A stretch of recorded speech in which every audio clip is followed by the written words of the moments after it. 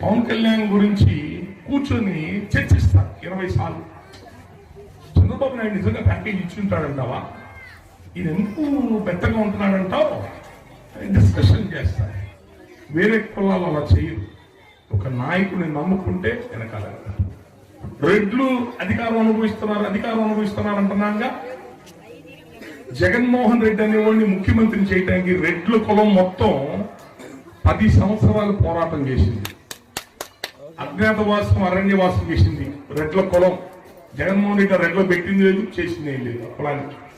కానీ మా ఊడు అనుకుని వాళ్ళు నిలబడి పోరాడి సీఎం చేసుకున్నారు అందరూ కలిసి. ఒక ఊళ్ళో రెడ్డి ఉన్నాడంటే వాడి ఇంట్లో డబ్బే ఒక 5 లక్షలు తీసుకొచ్చి బయటికి తీసుకొచ్చి 10 మందికి పంచి అబ్బాయి జగన్ ఓటు వేయండి అని చెప్పడం, ఒక విగ్రహం పెట్టించడం, ఆ ఊళ్ళో రాజశేఖర రెడ్డి గారికి చేయించడం. అంటే ఆ నాయకుడిని ఒకరిని పట్టుకొని వాడిని